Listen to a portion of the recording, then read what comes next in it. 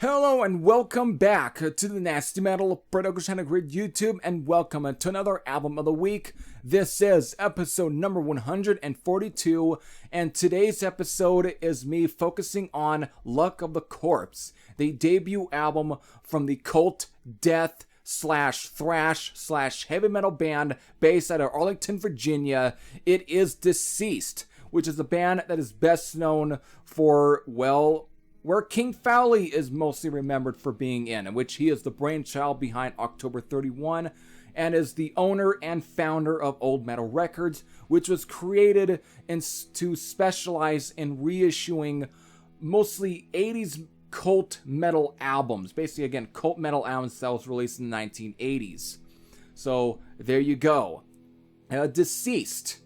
Now, since you are probably very familiar with them, since they are at least signed to Hell's Headbangers, and they released a pretty decent quality of albums. They were also the first band to be signed to Relapse, so there's at least some pretty good credentials behind Deceased for many of you to be somewhat familiar with.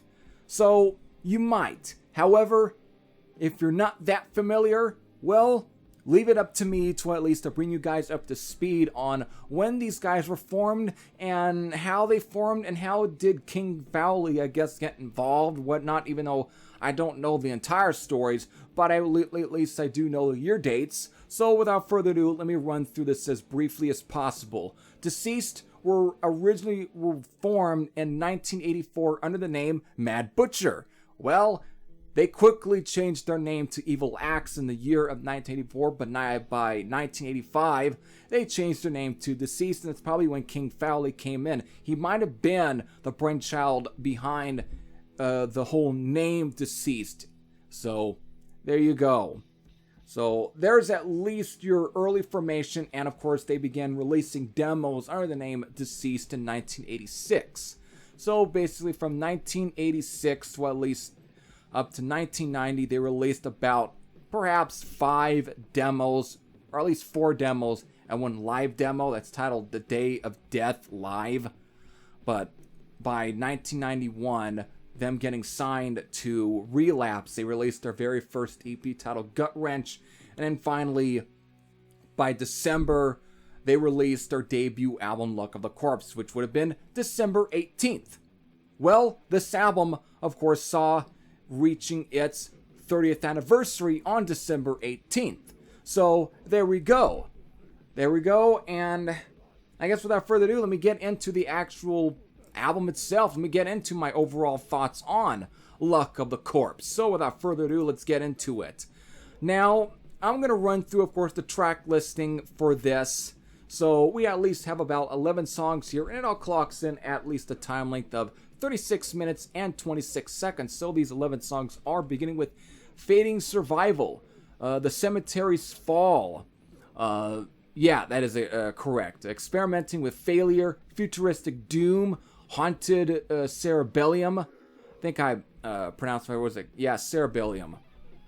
Decrepit Coma, Shrieks from the Hearse, Psychedelic Warriors, Feasting on Skulls, Birth by Radiation, and finally ending with the song Gut Wrench.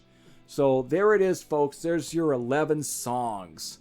Now, Luck of the Corpse. Since these guys, Deceased, are very much, I think people mostly praise Deceased based off of the more later albums because I think probably due to the influence of King Fowley. Their sound started to really morph and change over time, where it's like instead of really being more straight death metal, there was a lot of like almost very thrashy sort of, or more classic traditional heavy metal sort of leanings or styles, at least, that really was infused into their more, again, into the more typical death metal sound that they at least had established on early on. But they mostly are remembered for those kind of albums, and of course maybe even bringing in most of at least some of King Fowley's favorite influences into at least Deceased, that being, of course, Voivod. Well, that's kind of already established already on the first album here, because while this is definitely more of a straightforward, sort of death metal, at times very leaning on at times a lot on the thrash metal side, but still is very much at least still straightforward death metal. There's still plenty of at least some of that almost Voivod experimentation that King Fowley really tried to have Deceased really kind of experiment with later on. And it's really kind of heard mostly on songs such as Experimenting with Failure, Futuristic Doom, and of course Birth by Radiation. So these are the three songs that I can really hear a lot of those Voivod influences. And of course, the production for this album, even though it's definitely the rawest of at least the albums afterwards, and of course including even the EP, which is the 13 Front and Souls EP from 1992, even the production reminds me a lot of the production and mixing of Roar from Voivod. So there's already, and this was stuff I started really kind of really hearing and so on after years of really living with Luck of the Corpse, because of the first time I actually heard Luck of the Corpse was when I came across an original Relapse Records CD pressing of this back in 2012 in Rasping Music down in Fresno, California. And I think I bought this along with the two Exhumer albums that being Possessed by Fire and Rising from the Sea.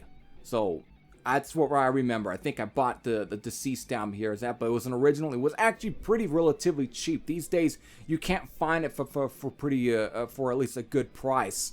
But it had been really reissued back in 2012. So it was just great that I came across an original of this for a really good price. So it was just very cool, and I was able to really live with this sound for years. And I know that this is usually not really considered King Fowley's favorite Deceased album, but you know, for a very early album from these guys, at least for something that they released early on, there's a lot of chorus sounds here that I think really kind of stayed with at least the band's sound, pretty much going into at least the more subsequent releases. But there's a lot of great, I mean, even as a straightforward death metal album, this is still at times kind of original in its own right. I mean, that's not really saying a lot because it's not the most original, but compared to everyone else that was releasing at least all the death metal bands that was releasing albums in 1991, this might have been the most original sounding. Because, I mean, I can hear some comparisons to even like Bolt Thrower, but again, it's almost, there's still almost a very early sort of thrash metal tone to the album, but there's still plenty of there's still plenty of that sort of almost raw feral feel of at least the classic death metal bands, but it just so comes off, at least it sounds still unique in its own right, and I think is able to separate itself from some of the other death metal albums from this time period, because everyone was trying to be brutal and was trying to really go more heavier. Everyone was trying to be more gruesome, but then thanks to Cannibal Corpse and all the other Florida bands. But Deceased found a way on at least on not being the most brutal, even though kind of at least maybe honing in some of those traits, again, from like Cannibal Corpse, one of which is another one I can hear. I would say this actually comes more closer to, in terms of comparison to Cannibal Corpse, would be Eaten Back to Life, and that's due to the production too at times, but I hear a lot of that Voivod production on this album. But if I have to again compare, but it's taken those kind of styles, but maybe laying it back, but at the same time with combining some of the almost experimentation at times, or the almost doomy feel of what Voivod was doing with their sound early on, with albums like the War and Pain and Roar and Killing Technology and Dimension Hatros. I mean, it doesn't go into almost the more spacey aspects of Voivod, but it at least takes aspects of some of those albums and combines it into here, or just, I would say, infusing it with this the overall style and the creativity of it, of Luck for the Corpse here. It separates this sound from the rest of the pack in 1991, where it almost sounds like it's standing on its own 2 feet. I mean, it's still probably not the best thing Deceased released, but I think it's got a nice charm to it. They sound like a young and hungry band, and I think that's one of the things I appreciate. Again, it's like almost some of those debut thrash metal albums from bands like Exodus, Metallica, Slayer, Megadeth, Overkill, or Testament, you know, where you can hear the influence, or even like Dark Angel or Death Angel, other bands I can mention, or Onslaught with Power from Hell. You know, it's got that very raw, youthful energy where you can tell they're kind of green, but yet they still boast a lot of fire. They still boast a lot of fury in their attack. And it just comes off like that. It's got, again, a lot of the great, perfect traits of some of those debut albums from those thrash metal bands. It's just very much a raw, youthful album. And that's why I really find a lot of charming aspects in this one, and why I actually think it's a pretty fine album on its own right. It's fine, again, it's not the best thing Deceased released, but but at the same time, there's a quality of it and a certain charm to it that I can't help but really love about this album. It's just a great sort of death metal album that's got a lot of unique qualities to it. It doesn't sound like they're trying to one up the next death metal band. Instead, they're focusing on trying to establish their own sound, and I think for what they did with it, I think they did a fine job establishing that. But they would advance and expand on that later on and really make it sound probably better. But there's just something about this one I just really like. I mean, just listen to songs like Fading Survival or The Cemetery's Fall, or even, again, other songs like Decrepit Coma and Shrieks from the Hearse and Psychedelic Warriors. You know, listen to some of these songs, or Gut Wrench.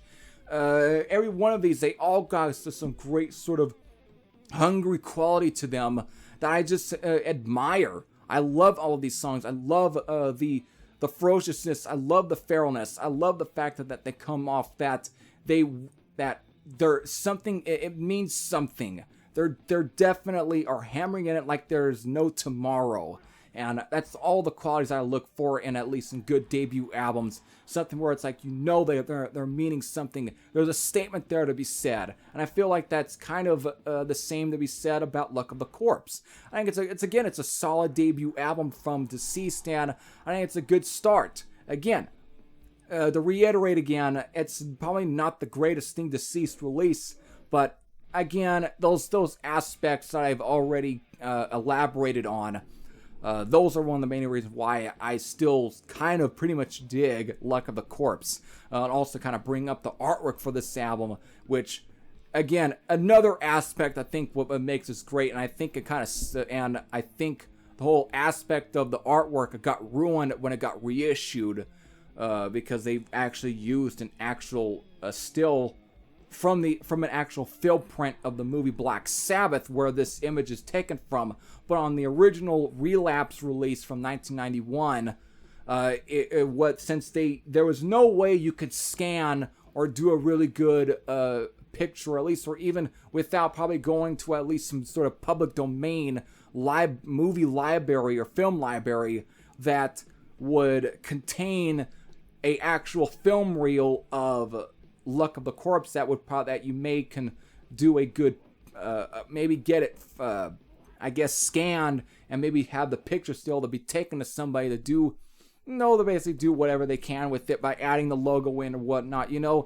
I don't know if Deceased really had that luxury to do, so instead, to be very DIY, they literally took a picture, an actual photo of at least their TV screen with this scene paused, had it cropped, and basically used. That's why it looks all kind of fuzzy and muddy, but at the same time, to some person that's probably shitty, but to me, I think it's one of the many aspects I actually like about the album, and I think it got ruined by the reissues, because it took away the charm, the really other great charming aspects of this album, and it kind of took away some of that. It took away the atmosphere a little bit. And that's why I'm so glad to have an original release of this album, because of I'm able to kind of look at everything that I think is actually great about this album, and at least in its glory and physical and everything. It's all fucking great. So those are some great aspects about it for me. So I pretty much love Luck of a Corpse. Again, I love it for a lot of other great aspects, not because it's one of the best metal albums that come out within 1991, but mostly because of the fact that there's certain aspects about the sound that just make me love the album. It's, again, the fact that they come off raw and young and hungry, and they sound like a band that's trying to just basically go out there and shit kick everything on the stage. They sound like a band that wants to conquer something. They're trying to make a statement, separate themselves from the rest of the pack. There's a lot of those aspects, and of course the artwork with them just saying fuck it and just literally take a photo of at least their TV screen with this pause, knowing how the fucking photo reels, or at least the camera quality back then, was shitty. But it's those aspects that set this album so high with me. Again, it's so DIY, but it's perfect. There we go. And again, this was the one of the earliest releases on Relapse. Again, Deceased were the first band to be signed. So there's a lot of great aspects I love about this, and what I love what Deceased were doing early on. So it's all great. There we go. After this, again, they would, some members I think would leave. I know early on some members end up dying before at least the recording of some of these albums. Still though, King Valley definitely soldiered on with these guys, and they just continue releasing quality stuff. King Valley continues to release quality stuff at October 31, and so on. I don't know what happened with Old Metal Records, why it's kind of been stagnant. Because I always kind of liked the fact that what he was doing with some of those pop. But if there's a reason why he probably stopped doing it, it's because there's a lot of other labels like High Roller and so on that are getting the rights, or getting a lot of the... I guess even though King Valley was getting some, at least permission, even though early on he wasn't with Old Metal Records, still though... It was, I think, more difficult for him to really get permission to release some of these reissued albums, just to reissue these classic cult 80s metal albums. So, but now with labels like High Roller and so on, who are actually getting permission from some of these bands, yeah, I think if anything, that's probably why Old Metal Records has been, or pretty much, kind of inactive these days. So, and why he's probably more focused on doing stuff with Deceased and October 31, which is fine and all, it's great. So, they're always able to kind of keep going, and they're still going, so there we go. Alright, so there it is. Here's my overall thoughts on Luck of the Corpse. If you have any sort of memories about this album, or if you've ever heard this album, again, if you have any sort of positive or negative thoughts about this one, you can leave them in the comments section below. But if you've never heard Luck of the Corpse, it's a fine starting point for Deceased. It's a good starting point, and for them only, and of course for people who want to kind of get in and get a taste of them. Even though you probably would do better going after some of the more later albums, but if you're able to come across a copy of Luck of the Corpse, I don't think that you would do yourself any bad on purchasing it. It's a good album. It's not that hard to get a hold of the reissues these days, even though finding a copy of the original pressing is probably going to be a lot more difficult, and that's mostly due to how much people want for at least an original pressing of Luck of the Corpse, whether it be on CD, vinyl, or at times maybe cassette. So those are hurdles that collectors or people who want to purchase this kind of stuff are gonna have to basically hurdle over. They're gonna have to try and get around that. But if you can get a hold of a reissue, that's fine and all. So just again, I think this album is worthy of being in any sort of metal heads collection. I think it's a fine debut album. So there we go. Hope all of you enjoyed. This is Every Thrash I Sang. I'm out, and I'll see you all later. Take care, everyone.